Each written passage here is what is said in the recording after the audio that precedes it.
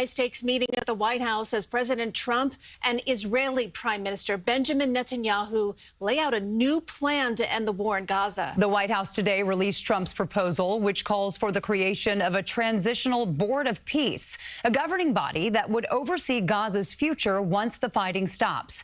But Netanyahu made it clear Israel is prepared to move forward with or without Hamas, saying if Hamas doesn't sign on, Israel will end the war alone. Devlin is here now to break this down. Alan? Yeah, ladies, the world's eyes were watching Washington here this afternoon.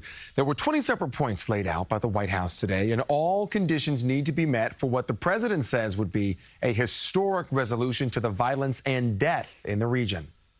So this is a big day, a beautiful day, potentially one of the great days ever in civilization.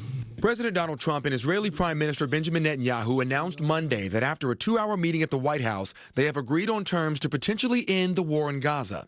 If we work together, we can bring an end to the death and destruction that we've seen for so many years. Today, we're taking a critical step towards both ending the war in Gaza and setting the stage for dramatically advancing peace in the Middle East. The 20-point proposal released by the White House Monday lists out the terms including deeming Gaza a terror-free zone, the redevelopment of Gaza for its people, the withdrawing of Israeli forces from the region, and the return of all hostages within 72 hours. President Trump says all nations involved have accepted the terms. Hamas will now be given the chance to do the same. This is the closest we've ever come to real peace, not fake peace, not political fool's peace. The president also announced the creation of the Board of Peace, an international oversight body led by Trump to ensure the success of the ending of the war in Gaza and the stability of the region moving forward. Other world leaders expected to be named to the board soon. The announcement comes days after Netanyahu denounced the recognition of a Palestinian state at the UN General Assembly,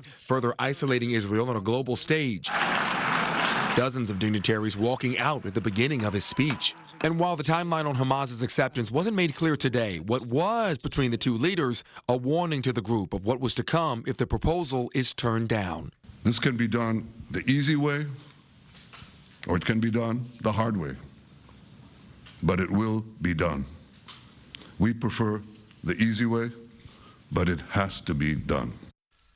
And the Board of Peace, led by the president, will basically remain in power over the region until the governing body in the West Bank has met the conditions to assume leadership.